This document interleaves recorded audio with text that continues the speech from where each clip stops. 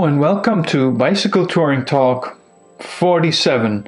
I am George Schlacek, the one and only. In this episode, number 47 to be precise, I'll tell you about what was probably the most dangerous journey I've ever done. It was February 12th, 2013, and I had planned to get as close to the Honduras border as I could, to cross the next morning and have pretty much all day to find a safe place to stay in Honduras. There was, of course, the possibility of sailing right through this country in one day, as the distance between El Amatillo, El Salvador, and Somotillo, Nicaragua, was only 137 kilometers. Now, let's talk about what was actually so dangerous and whether it was even real or perceived. Honduras is a relatively big country in a region with great climate and amazing biodiversity. The country is also known for abundant resources like minerals such as gold, silver, and copper, textiles, tropical fruits, sugarcane, and coffee. Besides that, there are 470 miles of coastline, beautiful beaches and tropical islands, not to mention lots of Mayan ruins. Honduras is paradise, at least in theory. However, the very best location and resources don't guarantee good living conditions. My trip was in early 2013. The number of homicides in Honduras for the year 2012 was 7,172, according to Inside Crime. This puts the rate at 90 per 100,000, which was the highest in the world. You may have seen my videos about Guatemala and how many people had warned me about that country, and indeed, Guatemala also had a pretty high crime rate. But compared to what was going on in Honduras, it was Disneyland. What exactly was and is going on in Honduras? A big problem is that Honduras has been politically unstable. In 2009, the elected president had been removed by the military. This coup was ultimately ruled constitutional by the country's Supreme Court, despite international condemnation. The coup and its aftermath unleashed a wave of political violence and enabled organized crime forces to gain significant control over the country. Honduras is located along the shipping route for narcotics heading north to markets in the US and Canada. Rival street gangs are at war, basically extorting money from citizens. The police and politicians are implicated to the point where they're basically useless when it comes to providing security. The result of such corruption is that many people are impoverished and desperate. There are two gangs that control much of the country.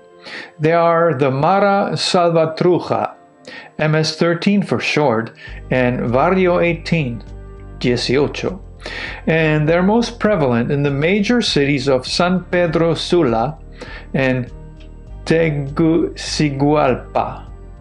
That's a tough one. According to Inside Crime, the emergence of hyper-violent street gangs in Honduras started in the late 1990s, following legislation in the United States that led to increased deportation of ex-convicts. Numerous MS-13 and Barrio 18 members arrived in the country. By the early 2000s, these two gangs, along with several local groups, had begun a bloody battle for territory and the extortion revenue and drug markets that come with it. That continues to this day. What does this all mean for tourists on a bicycle? travel advisories have been and are in place for several areas the Pan American Highway goes through. They basically advise to avoid all non-essential travel within 20 kilometers of the El Salvador border, the Nicaragua border, and areas of Choluteca. Heck, instead of searching the map for certain areas, just take it as a given that Honduras isn't the safest place. Having said that, out in the country, on a main highway, you're likely going to be okay.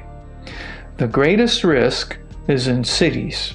Of course, highways also have risks that aren't related to criminal activity at all.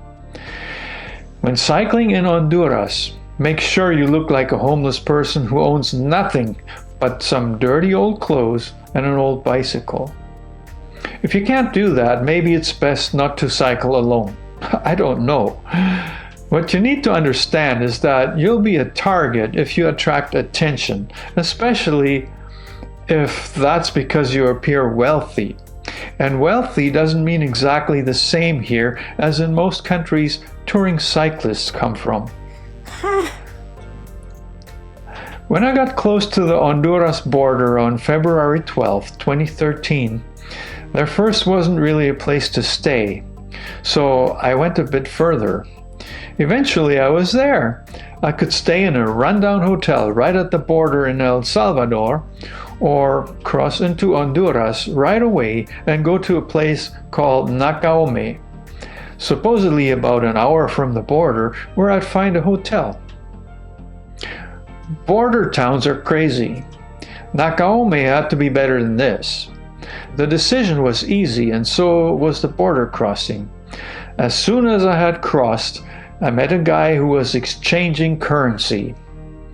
I needed some money for the hotel, and I had considered just using US dollars, but since I had some Guatemala quetzales left, I decided to turn them into lempira, the currency of Honduras.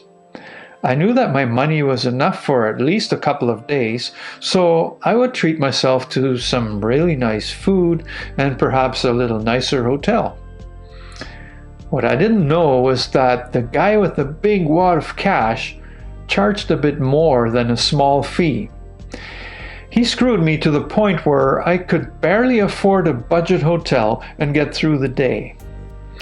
I didn't find that out until later though, and my first impression of Honduras was rather positive. The road was in great condition, the sun was shining, people seemed friendly.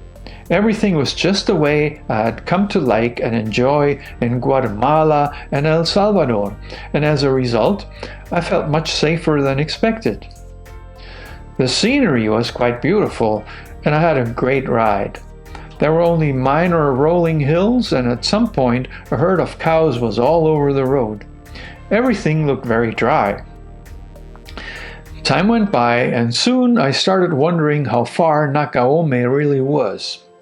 There were signs of the sun setting soon, even before I reached the town. Of course, that made me a little antsy, because one of the worst things to do in a place with security issues is to ride at night. But I got to Nacaome just before nightfall and found a surprisingly nice hotel. It was quiet here as well. As soon as I paid my room, I found out that I was basically broke. My money still paid for a light supper, but that was it. I had some US dollars, but decided to hold on to them for Panama, so I asked the hotel lady about the nearest ATM.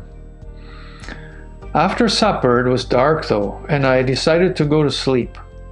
After all that I had heard and read, I wasn't going to roam around town at night. The next morning though, I went to get enough cash to last a couple of days or so. I had also informed myself about the currency in Nicaragua, Cordobas. Knowing the exchange rate would protect me from getting screwed over once again. Perhaps I'd even find an official money exchange at the border. I took a good walk around town after breakfast to satisfy my curiosity. Nacaome looked just like any other Central American town I had seen. Quite beautiful, actually.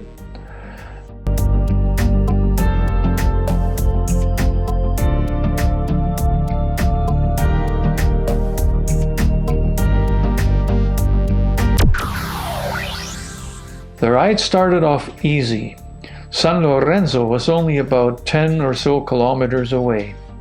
I only stopped there for a drink. People were friendly here, just as I had experienced in El Salvador.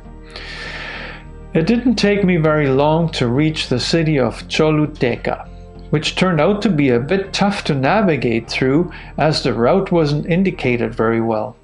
But locals were nice and willingly gave me directions. As always, most people are not out to get you and will even warn you about potential dangers.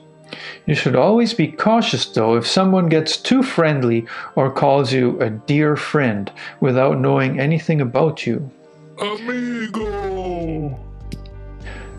I found a place to have lunch and even briefly considered staying another night in Honduras.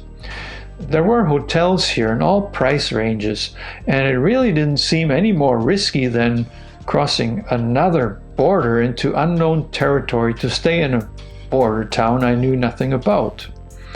I had enough time and enough cash. But once I decided to go to the south side of town so I wouldn't have to navigate the next morning, I was on my way to Nicaragua before I even knew it. The ride was relatively easy after that and uneventful. It was a total of about 100 kilometers that day under the hot sun, breathing dusty highway air, and my journey through this country was over. The hills in Honduras were nothing compared to Guatemala or even El Salvador. Soon I had reached another border. Nicaragua was a bit more of a tourist destination and as such had a pretty good reputation. But here too, political stability hadn't always been a given, and there are still issues. As a tourist, you are simply lacking the insights that locals have, and that is a good thing in a way because the last thing you want is to become involved. Change the world by doing the part you can do. Visit, learn, and pass on the experience. I was a bit saddened by the way I had rushed through Honduras, because I'm sure it's a beautiful country that has a lot to offer. But touring areas that were suffering excessive gang violence wasn't what I wanted to experience. As a citizen of another country, you are in a better position than pretty much anyone in this entire country, and the causes aren't even entirely local. Often people would assume that I was Americano, and despite their friendliness, there always seemed to be certain assumptions and even judgment connected with that. I'm no politician, but think that borders ultimately don't benefit regular folks. Instead, they divide us and make us suspicious of each other while giving the wrong people too much power. I'm glad I was in Honduras, even just for one day, but sure hope that one day I can go back and tour the entire country without worrying about security. The journey took a new twist that afternoon. Crossing 2 borders in 2 days is an adventure in itself. Now I was getting tired of using a different currency for the 3rd day in a row. Once again, I changed currencies with a local guy after crossing the border, which was exactly like the previous one, by the way. A guy in a uniform asking for money before putting a stamp in my passport and bienvenidos. I was in Nicaragua. Somotillo was a typical border town and seemed quite busy. Once again, I found a hotel that was run by an older man. The place was probably the worst one I had stayed at so far. The private bathroom had no light and only a huge metal barrel instead of any running water. I secured the room, put all my stuff in it, and spent the rest of the day exploring the town. The room had a padlock. but it didn't really feel safe from intruders, so I took all my cash and passport with me in my handlebar bag. When I checked in, I had to sign a guest registry. It was a simple lined book with columns for the date, name, and nationality of the guests, along with passport numbers. I already knew one name I saw in that book. Jan, the Czech cyclist I had shared a room with in El Tunco, El Salvador, had stayed here the previous night. Perhaps I was still going to catch up with him at some point. As always, it was easy to fall asleep. Nicaragua is one of the larger countries in Central America, and there promised to be a lot to discover. I sure as hell wasn't going to rush through here. Little did I know that Nicaragua was going to be one of the most unique and memorable places I've ever visited. I'll tell you about it in detail over the next couple of episodes. As always, now is the moment I invite you to join my channel as a subscriber. Let's make the world a better place by visiting places by bicycle that are out of reach to those who travel by bus, ship, and airplane. Often those are the real gems that you'll remember for the rest of your life. I probably missed some of the best parts of Honduras.